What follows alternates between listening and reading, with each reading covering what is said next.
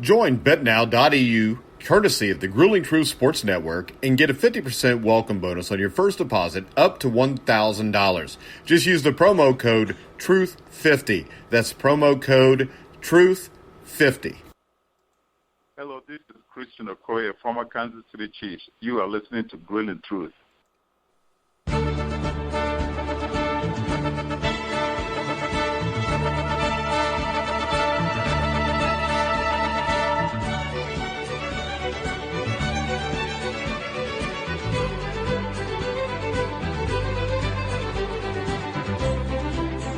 Welcome, everybody, to the Sheridan Report on the Grueling Truth Sports Network. The Sheridan Report is brought to you by BetNow.eu to get a 50% cashback bonus up to your first $1,000 deposit. Make sure you go to BetNow.eu, use the promo code TRUTH50. Once again, that is TRUTH50. I am your co-host for the Sheridan Report, Mike Goodpaster, and right now I'd like to welcome in my co-host, the owner of the Sheridan Report, Bobby Sheridan. How you doing, Bobby? Hey, Mike, I'm doing great. And, I was watching the games yesterday about halfway through, and I had a thought to my head, when the show opens tomorrow, if we win these two games, these 2 plus 160 dogs, and the show opens tomorrow, I never toot my own horn or brag too much about anything in the past because the past is over with. It's all about today's games, and people are jumping in today with their money or their heart or whatever, and they want to know what's going on today. But I thought about saying, I had a whole spiel, not a whole, just a few thoughts of what I was going to talk about, and I'm going to have to hold off on those another day. And you will get that. The listeners will get that, but I'm going to have to hold off because we lost both those games, darn it, by one run. We blew leads in those games, but they were quality games. They were good games, and you're going to come up on the wrong side of those one-run games sometimes, and I liked our position at plus 160, tied in those games in the ninth, and we didn't get the payoff that we deserved, but we'll get it today, Mike. We got a good slate of games, and I think the listeners will get on some good stuff that they're going to hear about right now. All right, Bobby, go ahead and get us started off with the baseball. Okay, Mike, we got a 3-team parlay today, 3-team mix and match that is really solid. When I put it in last night, it was almost 4-1. It was 391 for 100, and it's down to 345. So we've had some movement in the favorites' direction. These are 3 favorites, valued favorites that I like, and I'll give them out right now. You got the Texas Rangers on the road at Detroit, and the Texas with Jesse Chavez, who was an opener, advanced to be a little bit beyond an opener now, and they think he's full-fledged starter now that can give him 5 or 6 innings and win that first game going up against veteran Jordan Zimmerman, who, believe it or not, Mike, this is a guy that's making about $20 million a year. Jordan Zimmerman was a free agent signing by Detroit from Washington.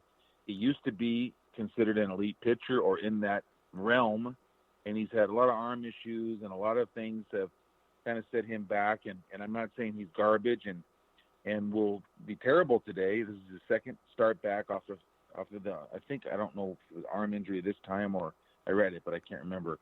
But he had a fair outing in his first one, but I think that Texas is playing great baseball, and they need to prove it on the road to continue and have a great month before we get to the All-Star break so that they are buyers and not sellers in that tough American League West behind Houston. And I think Jesse Chavez opened up this series and can give them a good chance to win.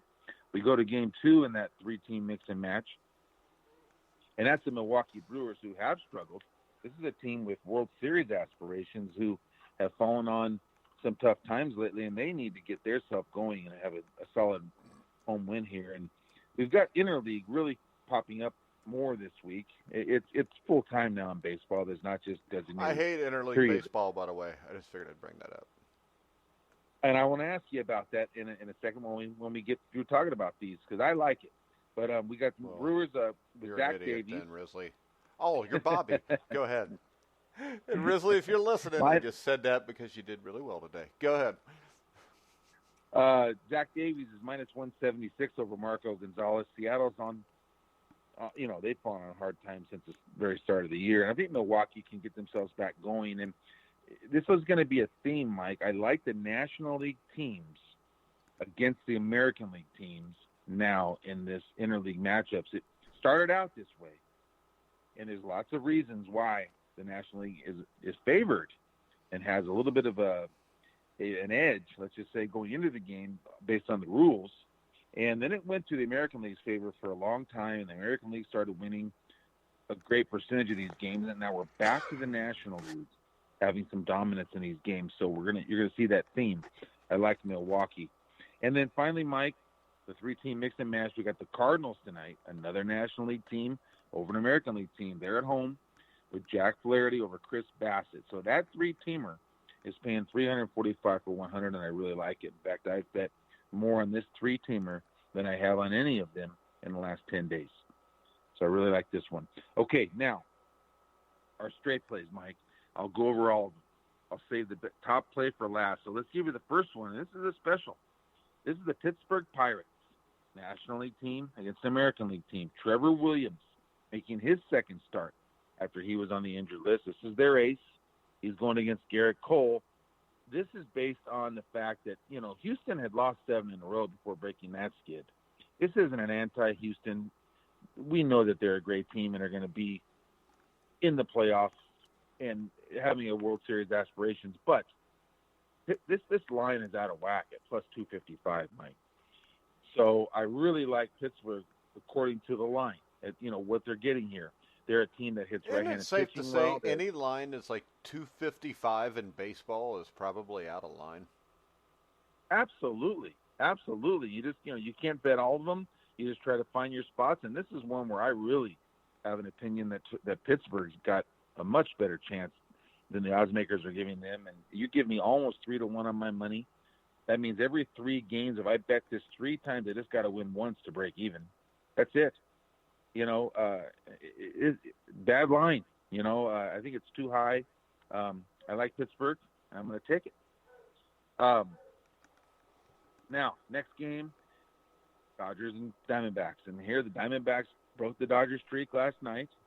And maybe, just maybe, the Dodgers will never lose again at home. But maybe they'll just be a 500 team on the road. And that used to be the old slogan, win your games at home and play 500 on the road and you can't go wrong. Well, maybe that'll be it.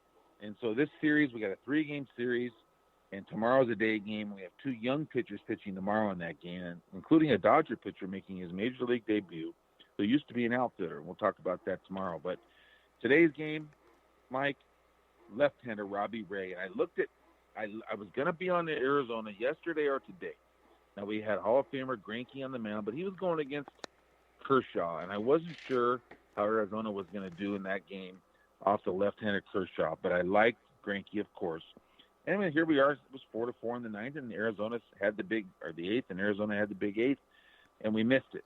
Okay, they win, but that doesn't mean today I can't stay with my original pick, which was between the 2 games, I liked Robbie Ray. I liked the left-hander going against the Dodgers. And that's today's matchup. And it opened up. There was no line late last night because there was no Dodger starter named. That's Ross Stripling wound up being the starter named. But Robbie Ray, when it opened up, was plus $1, let's just say 14, and it's down to plus 101. So the line has come in. The betting has come in on Arizona with Robbie Ray. So I agree with that. I like the Diamondbacks close to a top play, but not a top play. My top play is your Reds, Mike. The Cincinnati Reds, who are still hot. Okay, they lost the ball game. No big deal. Restart it. Get on the road now off of a great homestand. A day to travel. They were on the road in Milwaukee. Yesterday. Oh, Mike, were they on the road at Milwaukee? Yeah. Okay, my bad on that then. But they had a day off, so that's what made what confused me. Anyways, same point. They're in LA after a day off. Tyler Mahle, 8 starts, 4 quality starts. Andrew Heaney, 5 starts total on the year, no quality starts. So that's 6 innings, 3 runs or less. So Andrew Heaney's either giving up more than 3 runs, which he's given up 5 in 2 of those 4 starts, or he's just not going far enough.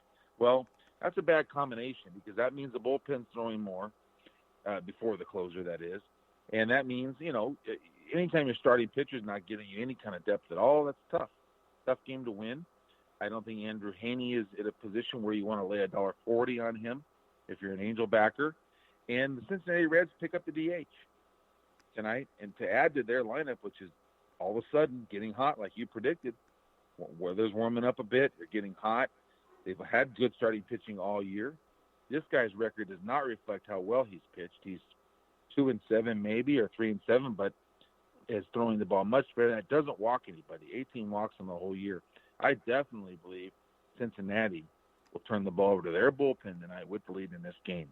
They've got as much power as the Angels, and I think that the National League has been dominant in these interleague situations here in the last, let's just say, year.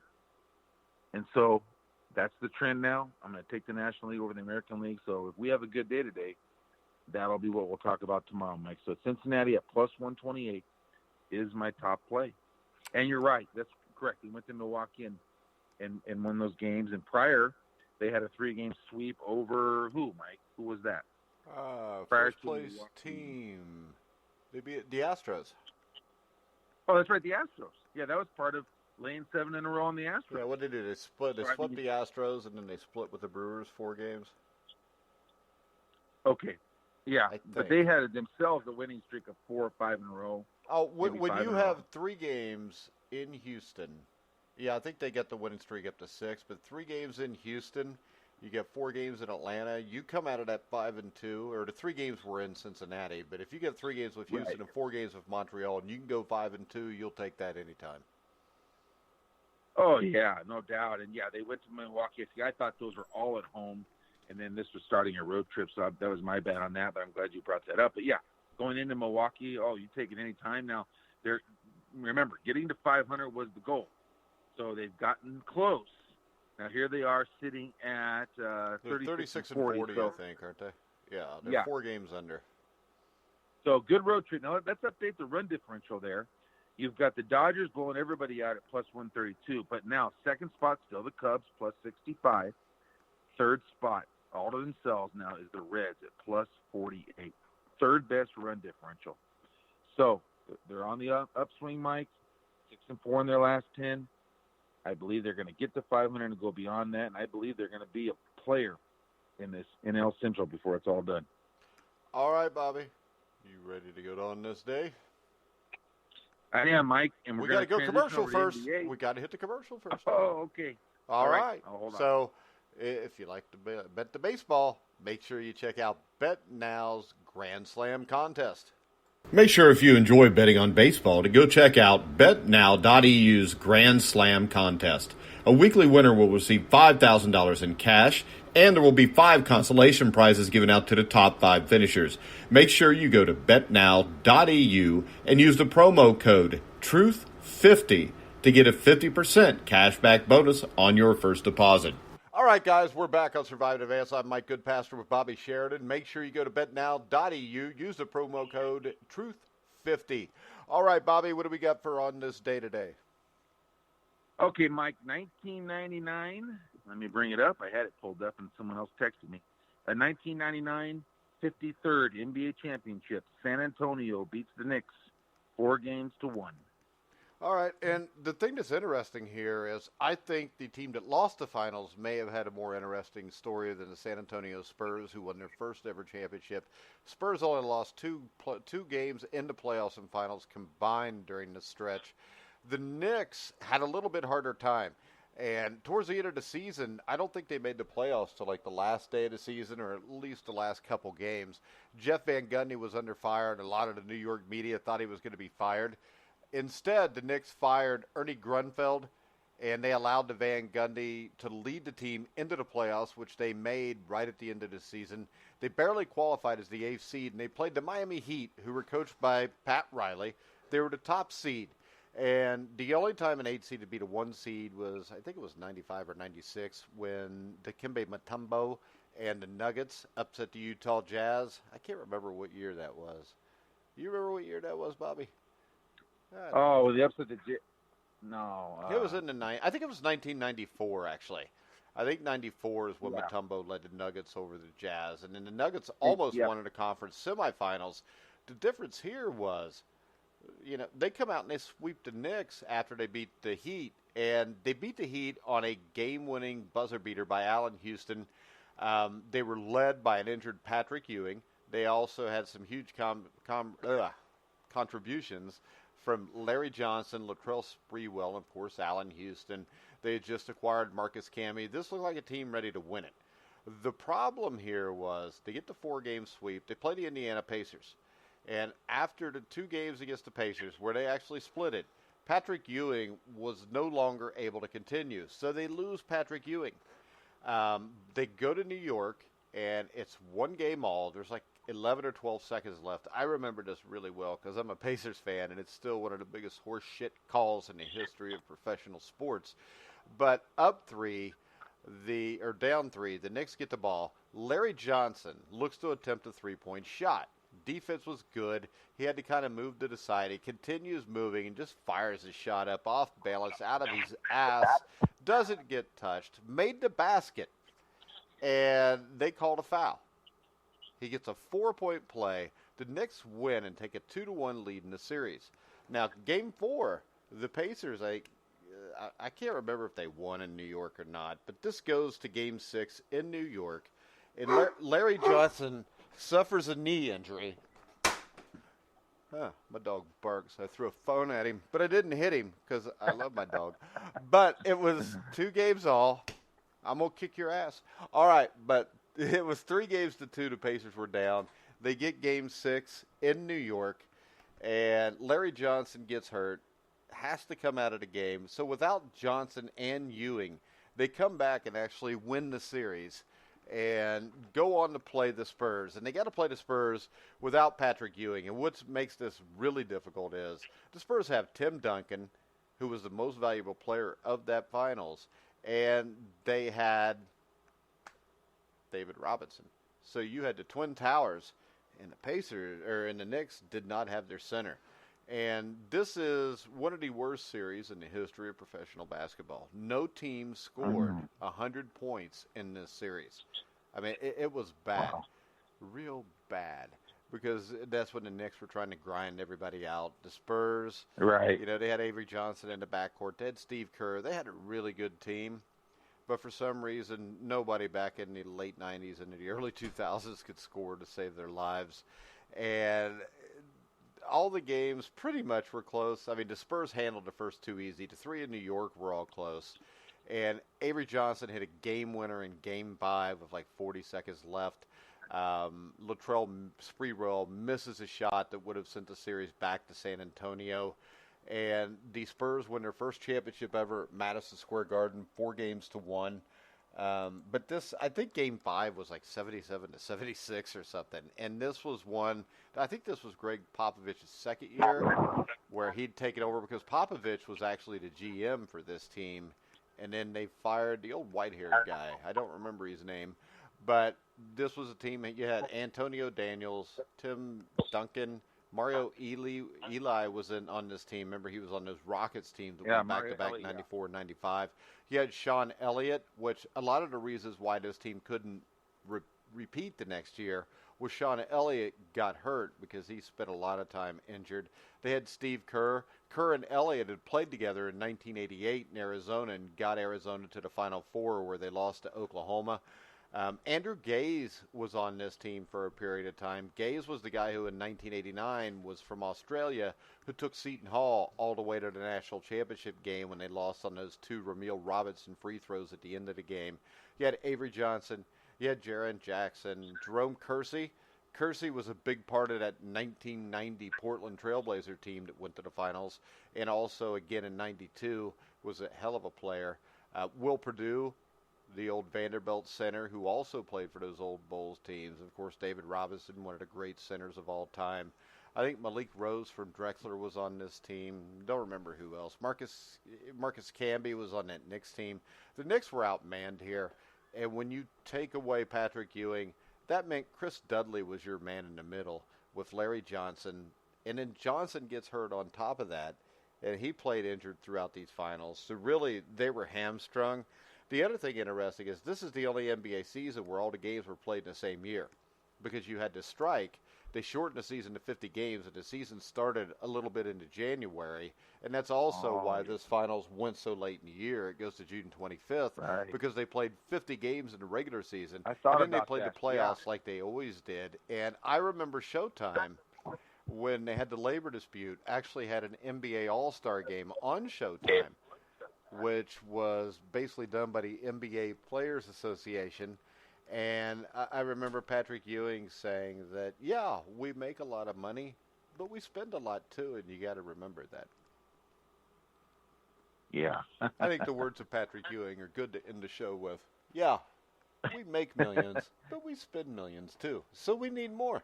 So what the hell? They ended up getting a little bit more, and everything's been fine since then. And Mike, I'm glad you cleared that up because as I noted this last night as an on this day, I couldn't figure out, well, why did it end on this day? Why was it so late? Yeah, and I remember that now that you said that. Yeah, because I remember that was the year. It was the only time I ever tried to get the NBA package, and it's because I wanted to see all the Pacer games, and they didn't show them all on Channel 4 out of Indianapolis, which we got on our cable. And I bought it because the package was only like $30 or $40 because it was only 50 games. And I remember I was pissed. I had Prime Star. That was the dish company at the time. And I remember calling and bitching at them. And they were explaining to me, But I'm like, hey, it just is bullshit. I'm still upset about that. I still want my money back, and I still haven't gotten it. I don't think I'm going to get it. Hey, I gotta tell you this story because it's along the same lines of, Phil Rankin from the Handicapping Guide. And THG on the grillingtruth.com, and he's been on our show previewing the races. And he, a kid from San Dimas, California, and Phil lives in San Dimas. San Dimas, that was where Bill and Ted were from, wasn't it? Bill and Or was Ted. that Wayne's World? It was either Wayne's World or Bill and Ted's Excellent Adventure. Maybe. I think it was Wayne's World. They were from San Dimas. Oh, yeah. Well, there's a pitcher going tomorrow. Or they're not going tomorrow, or is it tomorrow? Yeah. Oh, when the Dodgers play the Rockies, so it'll be Thursday. Peter Lambert, who's made 3 major league starts, 5 for 8 as a hitter, Mike, and 3 major league starts on the mound. He's got 2 wins. And he's going to go against the Walker Buehler for the Dodgers on Thursday night at Dodger Stadium. And so Phil's been able to watch. Anyway, his kid's from San Dimas, so Phil followed him in high school and went to some of the games and went to the local high school and watched him pitch and has followed his whole career up all the way through. Well, he's been called up now, and I got a text from him. He's really pissed off because the Dodgers are going to be blacked out, locally here. And he's just really get a pissed off. VPN. I'm not going to tell you which VPN to get you because they need to be a sponsor for our show before we'll do that. But if you get a VPN, it'll block your identity online, and then you can get everything when you get them packages. But I didn't say that. Oh, get a VPN. Okay, I'll tell him. Yeah, but if he gets a VPN, it's only like $5 a month, too. Oh, wow. Okay. All right. Well, that's definitely worth it there. So I'll tell him about that. But it's funny because he was really, really bitching about that because he wants to be able to watch. He can't get the Dodger games. Can't get them, because you can only have Spectrum. Yeah. He has DirecTV, I think, and so he's out of luck and whatever. So anyhow, that's what that reminded me of. Also, Reddit, if you go on the computer, Reddit, MLB streams, you can get every Major League Baseball game on it. I did it last year to get the NBA games at the end of the season. Oh, okay. There's Reddit, always a way to watch something. Yeah. No. But, well, Mike, if I'm ever having trouble, I'll call you and ask you where I got to go. Yeah, I don't pay for all the boxing pay-per-views, Bobby. All right, guys, we're going to wrap the show up. Make sure you check out Phil Rankin and the Handicapping Guide. Also, check out the Sheridan Report at Sheridan Report on Twitter, to SheridanReport.com on the internet. Tonight, we should be kicking off our CFL Weekly Show of myself, Brian Schmidt, and former CFL legend Robert Drummond. That'll be at 9 o'clock Eastern on thegrillingtruth.com. You can also catch us live on Spreaker. Make sure you go to BetNow.eu. Use the promo code TRUTH50 for all your betting needs. If you want to bet on the CFL, which I would like to say, so far this year, I've picked every game right. So, Follow Yes, us you have, Thursday. Mike. We've got games coming up Thursday, Friday, and Saturday. Yeah, and I just don't get the games right. I'll give you the over-under. I'll give you who to bet in the first half. You just follow me, and you'll be a rich man by the time you're done. But yes. make sure you use the promo code TRUTH50 at BetNow.eu. You can hear all of our shows on iHeartRadio, iTunes, TuneIn, Spreaker, Stitcher, Spotify, wherever you find sports podcasts, you'll find The Grueling Truth. So for Bobby Sheridan, I'm Mike Goodpaster. You've been listening to The Grueling Truth, where the legends speak.